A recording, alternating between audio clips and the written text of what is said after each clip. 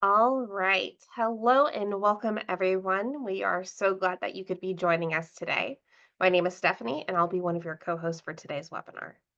The webinar today is one of several webinars that are a part of our larger BrainHQ Academy series, where we talk about the intersection between neuroscience and another topic. Today's topic is nutrition for brain health. Let's take a look at the agenda for today. So, after the agenda wraps up, we are going to kick off with an activity that we are calling Food for Thought. We are going to open up the chat function for you here in Zoom, and we're going to have two images on screen. You're going to type in a response to each of those images, and more on that in a minute. Following that presentation or following that activity, we are going to be joined by Dr. Kyu Lee, who's going to give our primary presentation today. Kyu, you want to hop on and say hi? Hi, thank you for having me. I'm so excited to be here. So glad to have you back on the webinar series, Kyu. For those of you who missed her premiere in our webinar series earlier, Dr. Kyu Lee earned her PhD in cognitive psychology at the University of Iowa. Dr. Lee's research interests have brought her to study how much cognitive training affects everyday skills and abilities. She joined Posit Science in 2011 as a principal investigator, where she designed and administered study protocols and then analyzed behavioral data and interpreted those study results. She is now a senior research scientist here at Posit Science, and we're so grateful to have her. Following Dr. Lee's presentation, we are going to be joined in discussion with our special guest today, Norae Berry. Norae, do you want to hop on and say hi? Hey, everybody. Good to be here. Thank you for having me. Looking forward to this. Yeah, so glad to have you joining us today. Norae Berry is a registered dietitian and the director of the San Francisco Nutrition Clinic. She earned her undergraduate degree in forgive me for the mispronunciation here. Dietetics from the University of California. Did I get that right? Fantastic. Her Master of Science degree in dietetics was earned at Oklahoma State University, and she completed her dietetic internship at San Francisco State University. Go Gators. She has been practicing nutrition counseling and providing nutrition seminars since 2003 in a wide variety of settings. Currently, she works with patients who are healthy and want to improve performance, as well as those with chronic and medical conditions. So we are so glad to have you here joining us today. And it's also always special to have a San Francisco local for our little San Francisco company as well. All right, following the discussion with Ms. Berry, we are going to move to a live Q&A from the audience. So if at any point during the presentation today you'd like to ask a question, you can click on the Q&A button on the Zoom control panel, and a new window will pop up where you can type in your questions. I'm going to do my best to curate those questions for Dr. Lee and Ms. Berry. We aren't probably going to be able to answer every single question today, but we're going to do our best. And one other thing that I wanted to note is that today's webinar is being recorded and will get posted to our YouTube channel in the coming days. So if you want to be notified when that video is available, you can subscribe to our YouTube channel at youtube.com/brainhq. Everyone who is registered for this webinar is also going to receive a follow-up email from me next week, that will include a link to the replay. All right, so let's kick off with our engagement activity here. So our first activity, like I said, is called Food for Thought. I have two different foods that are kind of in a similar category here, and I want you guys to use the chat function to tell us which of these two foods you think is better for brain health. So we have white chocolate and dark chocolate to start off with. And I can see a bunch of people already jumping in the chat saying dark chocolate. Gonna give that a couple more seconds here. I don't know about you both, but I definitely prefer dark chocolate just flavor-wise. I don't have very much of a sweet tooth, so the darker the chocolate, the better for me. How about you? Yeah, same. And white Yeah. chocolate is not actually chocolate, so. Yes, for sure. Yeah, it certainly tastes good, but doesn't have everything that that dark chocolate has. Yeah, absolutely. So I think I'm going to go ahead and call it there. I don't think a single person said white chocolate, so no surprise there. Um, Norae, can you talk a little bit about some of the benefits of dark chocolate that we're looking for? You mentioned the antioxidants. Anything else? Yeah, so it's also rich in magnesium, and believe it or not, there's a little iron in dark chocolate, and also flavonoids. It's very high in that particular antioxidant, which really can help. Fantastic. All right, so next question here, maybe a little bit trickier than the last one. Uh, do you all think that corn or kale is better for brain health? So we have this beautiful roasted corn and this beautifully fresh picked kale here. And it looks like I'm not able to pull a fast one over on you all. Um, I'm seeing the chat here.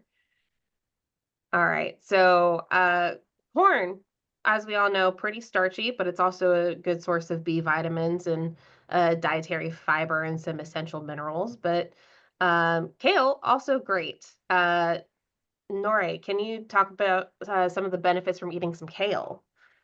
Yeah, kale is much richer in a wider variety of antioxidants, and it even has calcium. So it's a good source of calcium for people who follow a vegetarian or vegan diet. And you just can't beat the overall profile. It also, for anybody watching their waistline, is going to have a lot less calories than that corn. And that is several reasons why we are giving it to kale for this question.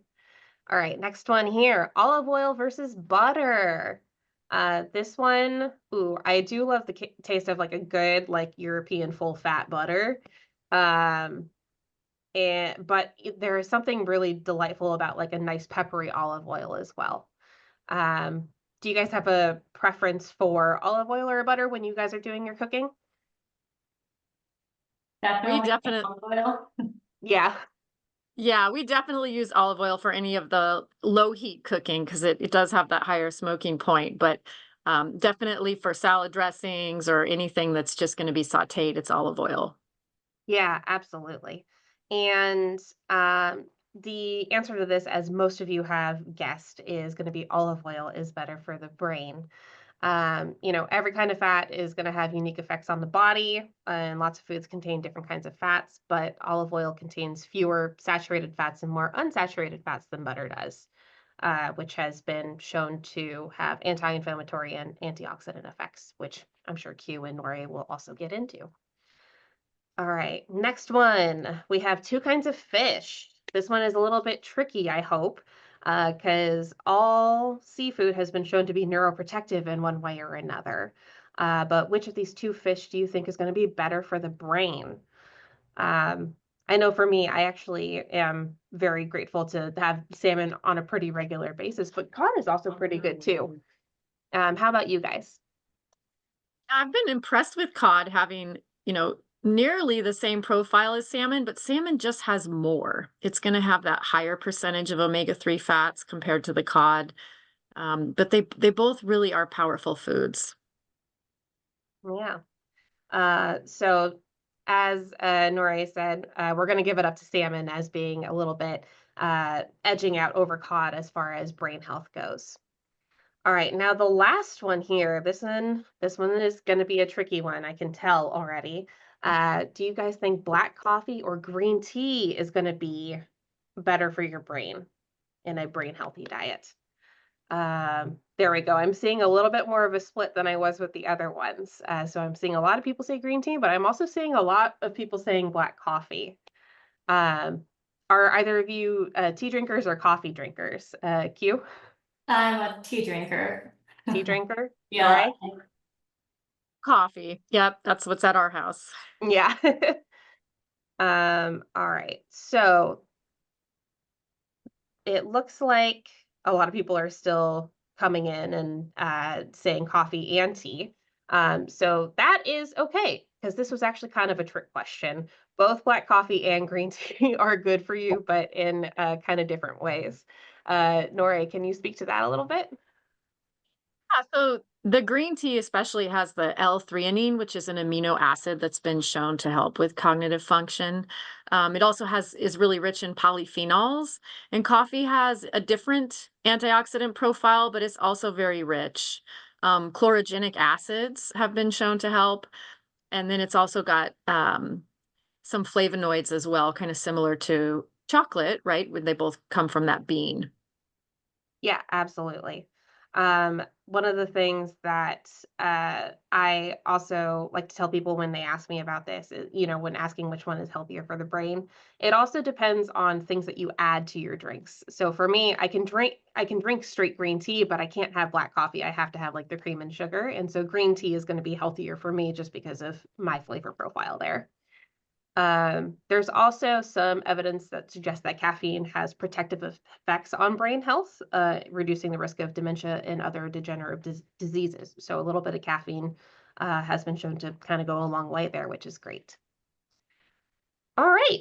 Well, thank you all for participating with that game. I'm going to go ahead and toss it over to Q so that way we can get to our primary presentation. Well, that was a fun introduction to a lot of good food and the science behind nutrition and brain health. Thank you to Stephanie and our special guest Norae for that. And I'm going to spend a few minutes talking more about the science of nutrition and brain health. And then we're going to go back to Norae for some discussion and then some Q&As from all of you today. Let's start with a look back into history. There's always been interest in the relationship between what we eat and how our brain works. So here's the great Coca-Cola ad from later 19th or earlier 20th century. You can see that Coca-Cola is the ideal brain tonic, specific for fatigue and release mental and physical exhaustion. In other ads, it was described as a valuable brain tonic and a cure for all nervous afflictions. Well, the reason for that is it contains a fair amount of cocaine back then. And people thought that cocaine was a good stimulant. It certainly pepped you up. But now we understand that cocaine is in fact not at all good for the brain. Of course, that was a time when the science of human health was still developing. So people quite literally believed that snake oil was a treatment for physical maladies. So we shouldn't be surprised that they sold soda with cocaine as a treatment for brain health. But we've come a long way since then. So what have we learned? Well, let's start with some interesting observations, this time grounded in actual science. For quite some time, we've known that there is an association between blood pressure and brain health. People with high blood pressure are more likely to experience cognitive decline as they age and more likely to go to Alzheimer's and dementia. We also know for a long time that there are two good ways to lower blood pressure before medication become required. One is the physical exercise, and the second is the heart-healthy diet. Both contribute to lower blood pressure. And so lower blood pressure should help maintain brain health and cognitive function and lower the risk of Alzheimer's and dementia. And in fact, there are some studies clearly showing that this effect. Now you have come to the BrainHQ webinar and you might have learned from the previous session that physical exercise has been shown to contribute to cognitive function and brain health. But the question today is, what is the benefit of a healthy diet? Well, let's start with a heart-healthy diet designed to lower blood pressure. DASH diet is the diet designed to lower blood pressure and improve heart healthy. DASH stands for Dietary Approaches to Stop Hypertension. So what does the DASH diet guideline lead to better brain health? So we have to know what are the DASH diet is.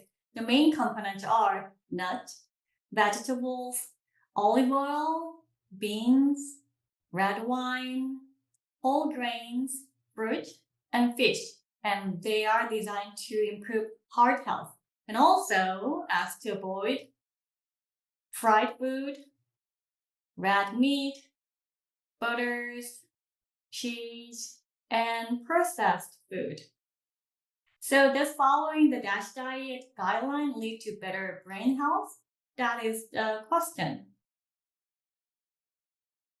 So a few years ago, a group of researchers based at Duke University decided to test it out. They ran a randomized controlled trial of the DASH diet. The design is like this. They recruited 124 participants. The participants were having a high blood pressure and sedentary and also overweight. And they measured the participants' cognitive function and then divided them into three groups. One is DASH diet and exercise. Second group is the DASH diet group. And the third group is the usual care, is the calorie restriction diet group. And have them follow the intervention for 4 months. And then after that intervention, measure their cognitive function one more time to check the changes from the intervention. And what they found is pretty interesting. In processing speed, DASH diet and exercise group and also the DASH diet group shows the improved performance compared to the usual care group. And in executive function and memory, DASH diet plus exercise group shows the improved performance, better performance than the DASH diet and usual care group. And DASH diet alone also have some benefit, numeric benefit than the usual care group. They're in the middle. That's pretty nice first result showing that changing what you eat can sharpen your cognitive function. But the DASH diet is designed for lowering blood pressure. Can we make it more specific to brain health? Yes, and scientists at Rush University did this important work. Remember, there are key components of the heart-healthy DASH diet. To make this diet even more brain healthy, these scientists looked at a lot of scientific studies that tracked what people ate and their eventual cognitive function and Alzheimer's rate. Based on that, they made 2 changes to the DASH diet. First, they saw that all vegetables are generally good, but green leafy vegetables are particularly associated with strong cognitive function and reduced dementia rate. So they updated the guideline to focus the vegetable recommendation, especially on eating green leafy vegetable in general, not just any kind of vegetable. Second, they saw that fruit in general weren't particularly correlated with maintaining cognitive function and reducing dementia, but berries in particular were. So they updated the guideline for fruit consumption to focus specifically on berries. And of course, still avoiding those certain foods shown on the right here. They call this revised set of guidelines the MIND diet. MIND is an acronym for Mediterranean DASH Intervention for Neurodegenerative Delay.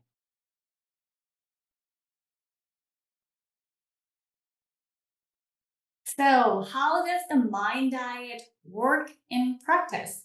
Well, these researchers evaluated about 1,000 people in a big study. They checked their dietary habits once per year and gave them cognitive tests to measure their memory, attention, and speed. To check on what people ate, they used a tool called a food frequency questionnaire, shown here on the left. It's a little small, sorry about that. But let me call out a few interesting examples.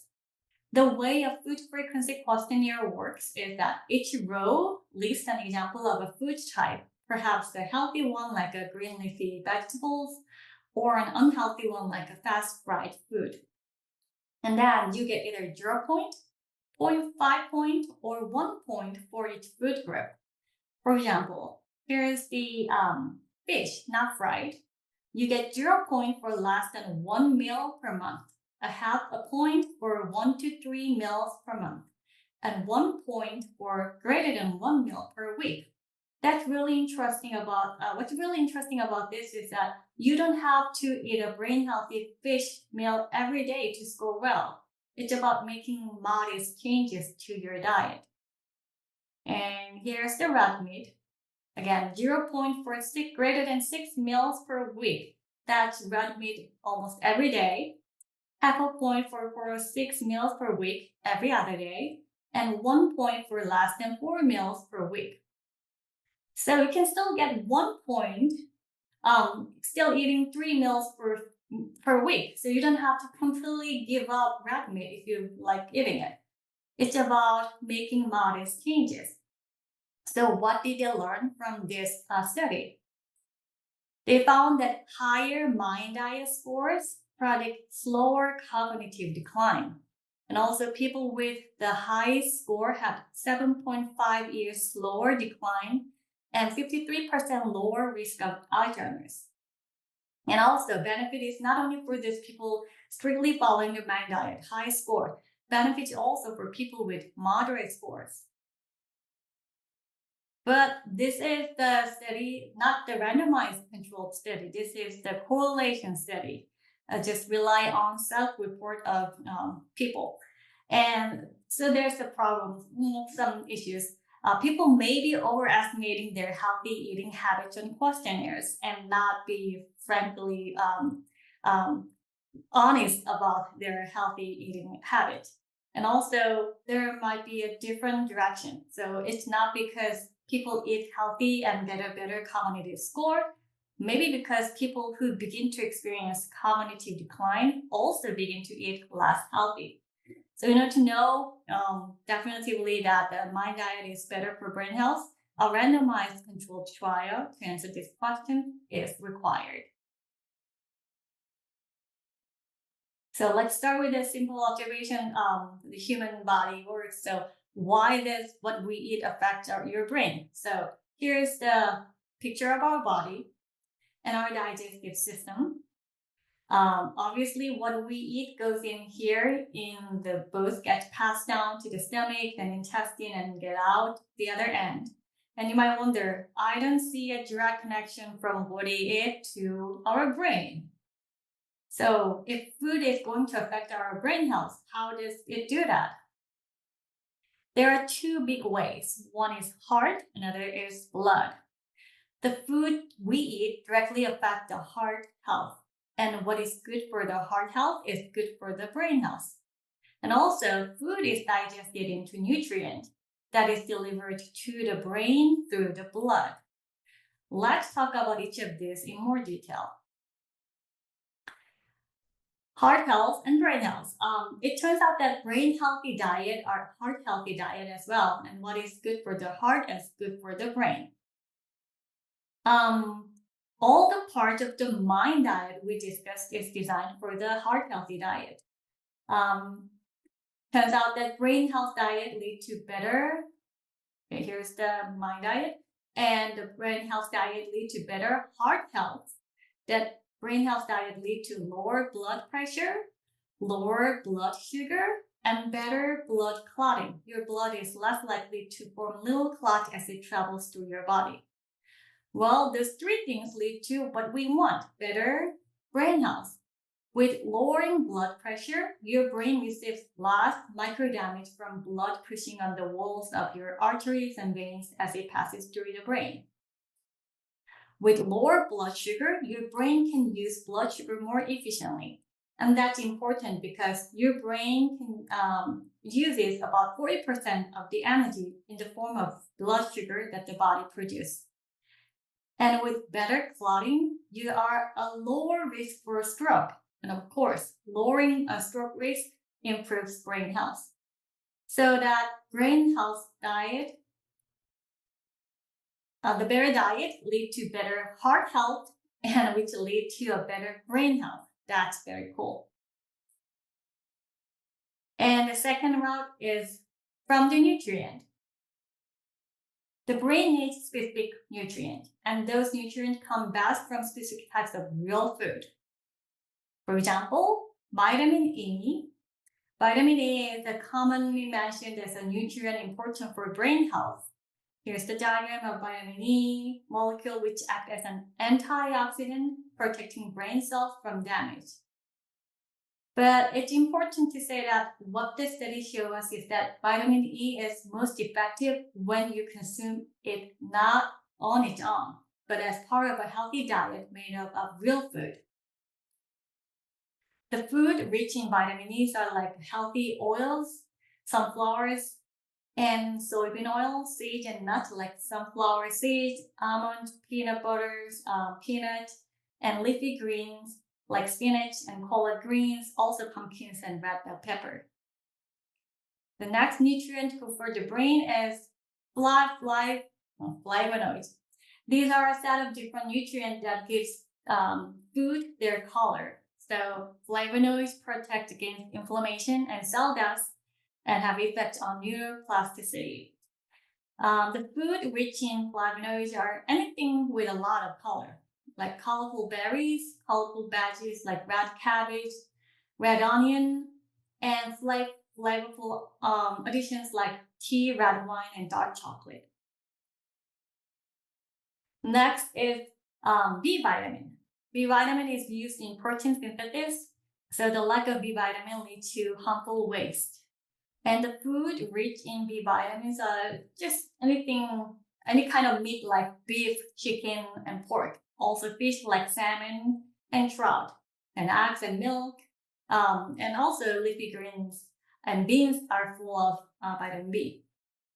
Finally, I like to mention omega-3 and related fatty acid. Omega-3 is the key component of cell membranes and fatty insulation in the brain. And the food rich in omega-3 is mostly fish like salmon, mackerel, cod, seafood like mussels and oysters. And if you're vegetarians and don't like seafood, then you can consider Brussels sprout, walnut, and various seeds like chia or flax and all kinds of beans. Again, what's important is to understand that there are a lot of important nutrients for brain health, and that by eating a varied diet full of real food, it's straightforward to get what your brain needs to stay healthy.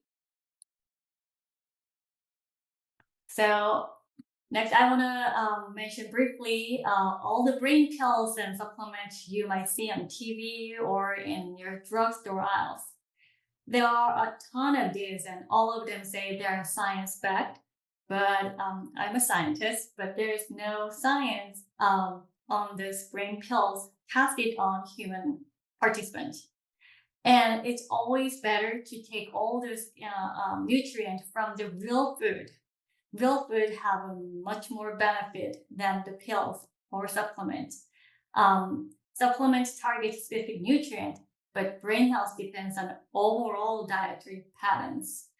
And real food provides more synergistic benefits because the real food comes with a complex mix of vitamins, minerals, and oxidants, fiber, and healthy fats that can work together. And if you rely on the brain pills or supplements, there's a risk of overdose or imbalance. So it's always better to take those ingredients and the nutrients from the real food. So eating a diverse, nutrient-rich diet is the most effective and safest way to support brain health. And there are studies going on around the world about the food and brain health. So in Finland, they are testing the increased fish consumption and brain health. And in Japan, they focused on the green tea and seaweed consumption and its benefit on brain health. And in Latin America, they're focused on the rice consumption and legume consumption and whether these increased consumption are associated with cognitive benefit. So the studies are ongoing and the results will come out. And if you want to learn more about the nutrient, food, and brain health, there are a few resources for you. There's a book about science, diet for the mind. And also, if you want to change your diet from now on, from today, then there's a great recipe books for you, Mind Diet for Two. And you can also see more details from our BrainHQ website, Brain Food and Brain Healthy Nutrition. So you can learn from there. Okay, so that's what I prepared today, and we're going to move on to the discussion session with Norae. Well, fantastic. I really learned a lot myself in that. And I think one of the biggest points that I'm taking right now is that what is good for the heart is also good for the brain. And Yeah. I think holding on to that makes it a little bit easier to navigate because we've been learning about heart health for so long, and just understanding that good healthy blood flow and good nutrient rich blood is also going to feed that brain. Yeah. So I'm so happy to have you here today, Norae. So you are working at the San Francisco Nutrition Clinic, right? So can you tell us a bit about your work at the SF Nutrition Clinic? So what kind of client do you see, and what does your day-to-day look like? Yeah, thanks for asking. I've been in private practice since 2007, so a little bit of time here now. And the more large majority of my clients are adults. I do work with some adolescents and occasionally infants when there is a mother who's breastfeeding and needs some support in that way. But the large majority of people have chronic conditions like prediabetes, diabetes, high cholesterol. I also work with digestive disorders. It could be celiac disease or irritable bowel syndrome, and also with neurodivergent adults. That is a new population I've started working with, and really enjoy working with those folks. So a little bit of everything. We also have a couple other dietitians on our team who specialize in other areas, sports nutrition, and also adolescents, a bit more than I do. And it's really, mostly Zoom. Some people do come in person to the office still, but I'd say the large majority of people wanna stay home and meet virtually. Yeah. So, well, you mentioned dietitian. We often hear the term nutritionist. So, what is the difference between nutritionist and dietitian, and how does that show up in practice? I love that question. So the real simple answer is that anyone can call themselves a nutritionist. In other words, there's no specific education required or certification. There's no ongoing monitoring or continuing education. Whereas a registered dietitian who will have RD after their name, or they may use RDN, that's kind of the newer, is registered dietitian nutritionist. They have completed a very specific undergraduate coursework in the topic of dietetics, and now a master's degree is required.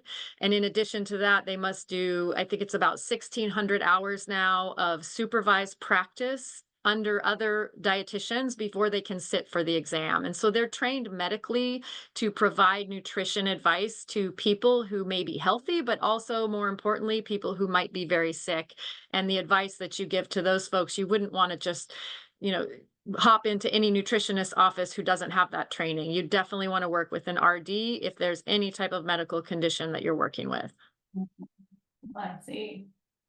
Okay. So, well, it's about nutrition. So many people, most people actually want to eat well, but real life actually gets in the way. There are some tackles, problems, issues, um, kind of blocks us to eating healthy. So let's tackle one by one. So one thing that I want to come up with is that we live with family. Most people will live with family, and families often have different dietary needs.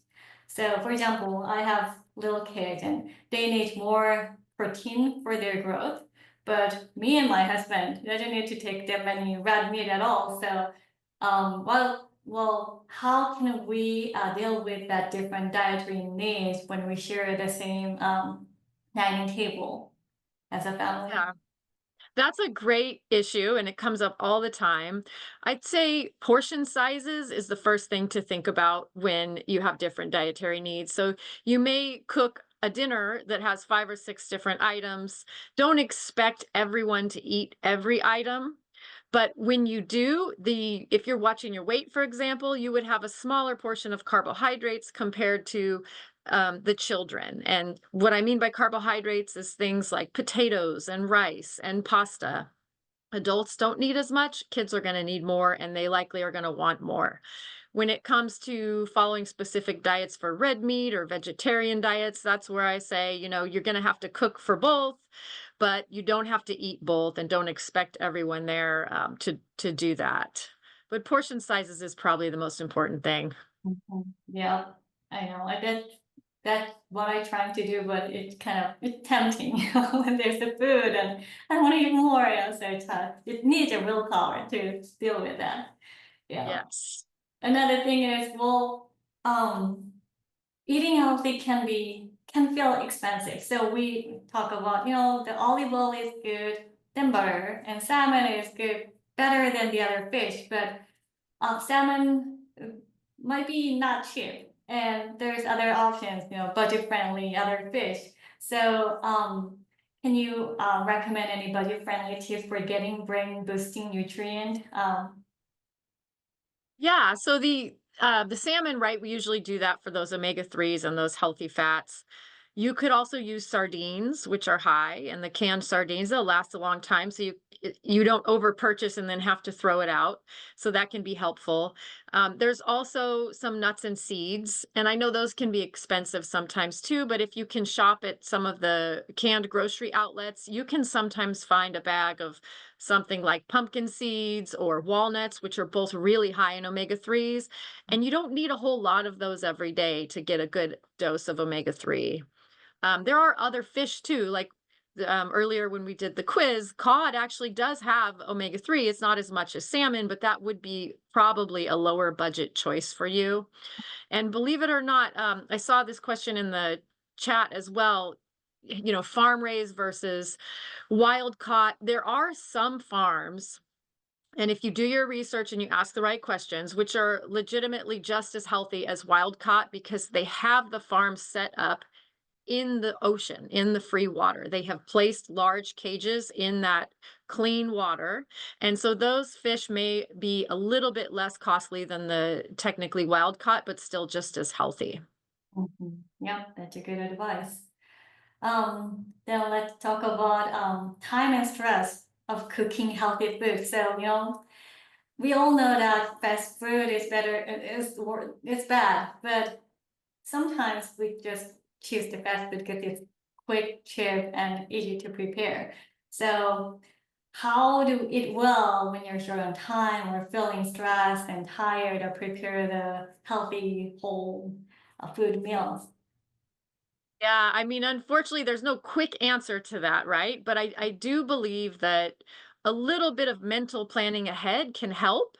And so if you know you're going to have a really busy day and you're not going to have time to cook, just thinking about, well, where are you going to be? What is nearby? What can you grab? Or even better, if you plan on the weekend, you can make a large portion of a bean soup or maybe a turkey chili or something that you can freeze in portions for those times when you really run out of time. I think giving yourself a break too and realizing that nobody's perfect and that sometimes we're just not going to eat perfectly and it's going to be last minute is okay. But being able to prevent that from happening too often, once a week, once or twice a month instead of 3 or 4 times a week is going to make a big difference. And Mhm, that's where just the planning and, thinking ahead a little bit before you get too tired and too hungry can be really helpful. Yeah, that's a good advice. Yeah. What about the vegetarians or vegan? We do, if your client is vegetarians and vegan, they have a restriction on the options they can have. And how do you advise them to eat healthy while still um, making their needs, like being a vegetarian or vegan? Yeah, so they're a little bit different, vegetarian and vegan. So we'll do vegetarian first. So some people who are vegetarians are still having dairy products. So they may have some fat-free milk or some low-fat or non-fat yogurt or cottage cheese, and they're going to be able to get those B vitamins and some of those essential nutrients from there. Whereas if you are vegan, you're not having any animal products whatsoever. And so there are higher risks of being too low in the B vitamins and iron, as well as calcium and the omega-3s. So it's going to be nuts and seeds are the plant sources of the omega-3s. You can also get some B12 is the particular B vitamin that you can be deficient in. You can also get that from nutritional yeast. So some people will put that on their food. We typically do recommend a multivitamin for that group. That's one of the few cases where we do. But in general, it's a wide variety of plants and nuts and seeds and beans, which replace the animal protein. And I'll just throw in there that one of the most common mistakes I see when someone is a vegetarian or vegan and they're struggling with their health is that they have leaned too heavily on the processed foods or things like French fries, which are technically not from animals, but they're not very healthy for us. So you always want to be careful if you do decide to become a vegetarian or especially vegan, that you're doing it in the most nutritious way that you can. Yep, that's important. So vegan and vegetarian, we can tackle that. But what about picky eaters? Like a little kid, they only eat one type of food and now want to eat another one. Do you have any, well, how do you deal with that kind of client when they really have a small list of food they can have? Yeah, I think patience is number one, right? The studies have shown that children, especially very young children, may need to be introduced to something up to 10 times before they're willing to try it and enjoy it. And putting it out in front of them is step one, and it can be exhausting when you've done it 3 times and they don't touch it. But just hang in there, keep putting it out there, eat it with them so that they see you enjoying it as well. And then some of the other things that parents will do, and that I think is generally okay, but it's sometimes it's a case by case basis, is you try to hide the food in something else. You might use smoothies, without using too much juice, which is really going to add a lot of sugar. You might use a almond milk for the liquid, but you can get more fruit in that way. You might be able to sneak a little kale in that smoothie.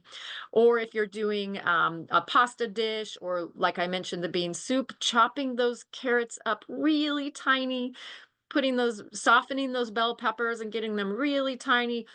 The smaller it is, it's more likely that they're going to give it a little try. If you put down a big giant bell pepper on a child's plate, they may not want to eat it at all. Mm. So patience and just keep at it and be a good example is probably the most important piece. Oh yeah, that's a good one. So you mentioned in the last question about the recommending multivitamin to those specific type of people. So what about what's your take on supplements and vitamins? Are they necessary for most people, or can we usually get what we need from food? So what's your recommendation? I don't think they're necessary for most people. Mhm. I think in reality, it probably isn't going to hurt if someone takes just a regular general multivitamin, but you have to be really careful with these products that are marketed for specific conditions, like the brain boosting supplements, because you're going to get a much higher dose of certain vitamins and minerals, and that can be harmful. For example, iron is something we never want to take unless we're actually deficient in iron. If we overdo folic acid, it can increase some health risks, specifically colon cancer. So, staying within the range of a normal, the normal daily value is really important, and not going way over. But the very few times when we want to take them would be when there's a documented deficiency. So you've seen your doctor, you've had a blood test, and it shows that you're low in a specific vitamin, then they're going to want you to supplement. And then during pregnancy and breastfeeding. And as we age, we may be lower in B12 due to changes in the stomach acid production. We may have a harder time getting enough calcium or vitamin D, but those are conversations to have on an individual basis with your doctor, and not to just make assumptions that something is good for you. There's really very little to no regulation in the United States surrounding supplements, and what they can tell you is it can be very deceiving and very dangerous. So in general, you don't need to supplement those. Get that kale, get those healthy fruits and veggies, and you're going to get most of what you need there. Yeah, I agree with you.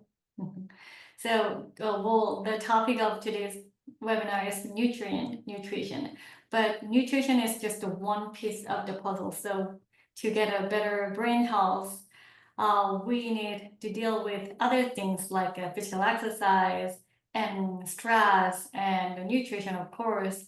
So how do you see that, those things working together when it comes to brain health? So when you're talking with your client, do you just, I don't think that you're just focused on one thing, nutrient, diet. How do you deal with all those things in overall? Yeah, so with nutrition counseling, you meet the person where they are. So someone may come in and have very little nutrition knowledge, and they may share with me that they're really not sleeping well at all. And I might pause there and say, okay, let's talk about sleep, because if you're not sleeping enough, it's going to affect your appetite. The hormone that makes you feel hungry is increased, and the hormone that makes you feel satisfied is decreased. So it takes more food to make you feel full. It can affect your decision making. It really, as everyone knows, a bad night of sleep affects the entire day. It affects everything. So sometimes you have to encourage people to work on those things simultaneously. And then sometimes I have a client who has so much nutrition knowledge that they have become confused because there is a benefit and something harmful about just about every food. You can find it online. So helping people sort through that and really hone in on the goals of the individual and make sure that whatever we're working on, whatever changes we're making, are helping them get closer to those goals. Stress is always going to be a factor. So sometimes I do refer out for some counseling or some other specialized advice. And then with the physical activity, there is always a conversation about how much are you moving? And I don't have a set goal that I give to everyone, of course. It's always going to be, well, can we do a little more? As long as you're physically able to do a little more exercise, we're just going to see where we can fit some in. And very importantly, it's got to be something that you enjoy. So finding the foods that you enjoy and the movement that you enjoy that are also healthy is really the key. Yep, that's a great answer. Thank you. All right, so we've got a couple minutes left here, and I want to go ahead and pivot to some of the audience questions. So first question was actually emailed to us ahead of time. The question asker says, is brain health affected by what time during the day eating food occurs? Is there a different effect on the brain if you eat immediately after waking up or waiting a few hours or eating just before bed? What does the timing of food intake do for brain health, if anything?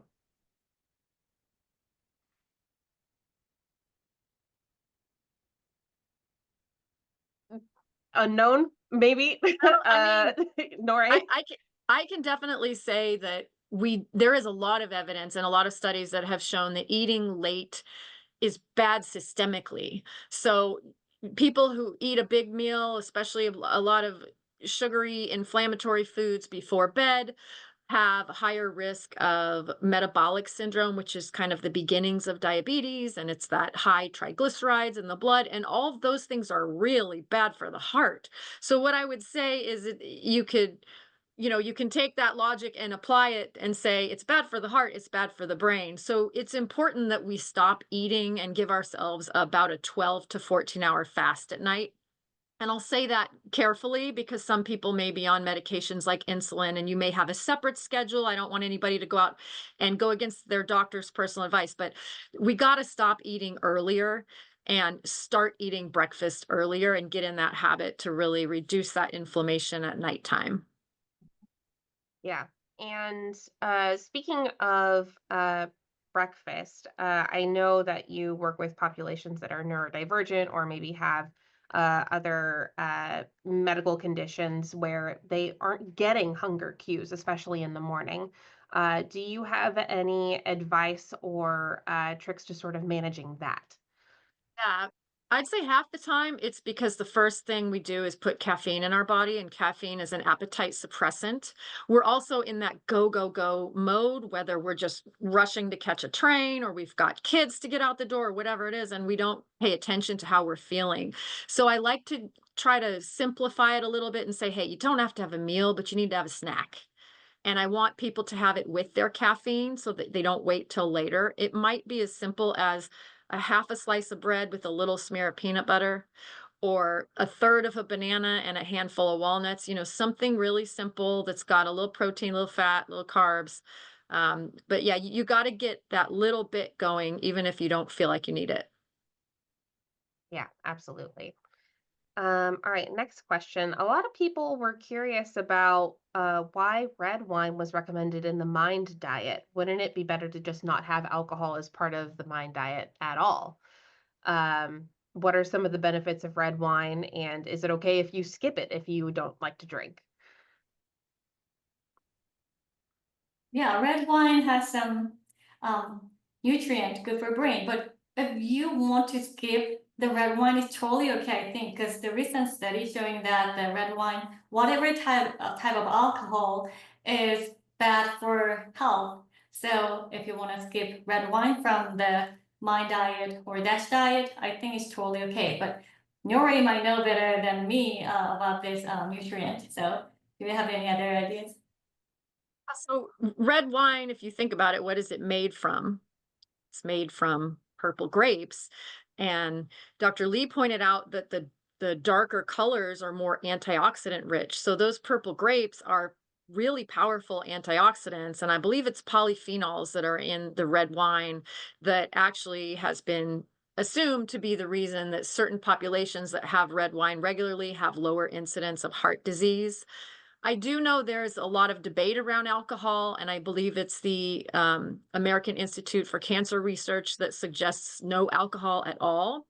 So it's totally individualized how you feel about it. But I would say if you are someone who likes to have a drink, red wine would probably be the better choice in comparison to other types of alcohol. All right, fantastic. All right, so we do have a couple of people that have asked about the keto diet and whether or not that is good for the heart and also the brain. Um, Q, do you have any information about the keto diet from a research perspective? Yeah, keto diet is targeting the burn fat for energy rather than burning carbohydrate. So it's an extremely low carbohydrate diet, replacing carbohydrate with meat and fat. And it is very challenging. It might be good because it's healthy diet, but it's very challenging to maintain ketos over moderate to long period of time. So I think that is the downside of the keto diet. But it is known to be beneficial because it's good for heart health, and anything good for heart health is good for brain health. But like I said, it's challenging diet. I agree with Um, all of that. Definitely have had clients who either are on the ketogenic diet or would like to start it with me, and we can do that. I do think that it is a huge challenge to stay on it, but I will say there are some people it is right for, and they just do really well with it. They feel great, and they don't find it to be difficult. So it's one of those things you have a discussion with your doctor or your dietitian about. absolutely. All right. I think we have time for one more question. And I will say that we have gotten a lot of questions about sugar intake in diets. What kind of sugar is good for you? Is there any kind of sugar that's good for you? If you're going to have sugar, how should you have it? Any recommendations there, Nore? Yeah, there is no type of sugar that is good for you in the sense that you can eat as much as you want of it. You know, whether the sugar comes from fruit and you're drinking a lot of juice, or whether it's brown sugar or organic cane sugar or whatever it is, it's going to raise your blood sugar. It's going to be inflammatory when you have too much, but we're all going to have a little sugar now and then. So I would say when you're going to have sugar, just have sugar, but watch it so that you're not having 4 or 5 servings a day. A serving might be a teaspoon or two. So that's about 4 to 8 grams. Watch the added sugars in particular on the label. It's now law in the United States that they list the grams of added sugar. So that's really the line that tells you how processed that food is. That's what they've put in afterward. But yeah, I think whole fruit is probably one of the healthiest ways to get something sweet. And we all know that dark chocolate is going to be a little more bitter than the sweet chocolate. but that is another way to get something sweet and still do it in a healthy way. And I saw a question someone had asked what percentage. You want to be above 70% cacao, and the higher you are, the more antioxidants you're going to get and the less sugar you're going to get. So you want to get as high as you can that you can still enjoy that dark chocolate. Yeah. And there was another question where somebody was like, what if I'm just craving ice cream? I would say just eat a little bit of ice cream. I think that's okay. Like you don't have to police yourself all that much when it comes to cravings, because Norae, you can probably speak to this better than me, but oftentimes when you're craving a thing, it is better to just have a little bit of that thing than try and have other things before eventually coming around to the thing that you're craving. I completely agree. And I like to encourage people to plan it if they know it's something they enjoy and maybe have it after lunch. For some reason, we're less likely to overdo it after lunch versus after dinner. But yeah, nobody wants to be told no. It doesn't matter how old we are. We don't want to be told no. So you got to let it be. Right. All right, awesome. All right, so let's go ahead and get to wrapping up here. So I do have a slide here with some of Norae's information in case anybody would like to reach out, or if you're local or even remote. It looks like you have remote options available, but if you are looking for a registered dietitian, then Norae might be a good person to know. Norae, do you have any other information that you'd like to share about the SF Nutrition Clinic? Yeah, I mean, I think I gave a good intro, and kind of some of the advice I was giving here is similar, but it would be much more individualized if anybody wanted to work with me or one of my team members one-on-one. And we also support our clients, but in other ways in between visits, if somebody has a follow-up question or something changes, they want to update us on something their doctor said. So we do reply and keep you connected as needed by email between visits. And for those who, really do want to come in person, if you are near San Francisco, we can arrange for that as well. Fantastic. All right, so I want to go ahead and thank you all so much for participating. Everything from the questions that you were asking throughout to the activity at the beginning. Thank you all so much in the audience for tuning in. Our next webinar is going to be in May, and it's going to be about understanding progress within BrainHQ. Our next BrainHQ Academy webinar is how the brain adapts to change, and that will be taking place on June 18th. I also wanted to take a moment here to thank our presenter, Dr. Kyu Lee. Kyu, thank you so much for your wonderful presentation today. And also Norae Berry, thank you so much for joining us. It was an absolute delight to have you on today. For having me. Yeah, of course. Thank you. Kyu, do you have any final takeaways that you want our audience to sort of walk away with after today's presentation? Heart healthy diet is also a brain healthy diet, and you don't need to be perfect. Just changing a little bit, moderate changes can be helpful for your brain health. So you can start today. Absolutely. And Norae, any final takeaways? Yeah, just that, change takes time, and, you don't have to do it all at once. You can try to find one new vegetable that you're going to try this week, next week, maybe try to eat out one less night, each week, and just go from there. That you can do this over time, and every small change adds up. Fantastic. Well, once again, thank you all so much. I hope you have a wonderful rest of your day. And I hope that you think about this webinar next time you are at home cooking a meal and wondering how that meal is going to affect your brain health. All right, everyone, have a good one. Goodbye.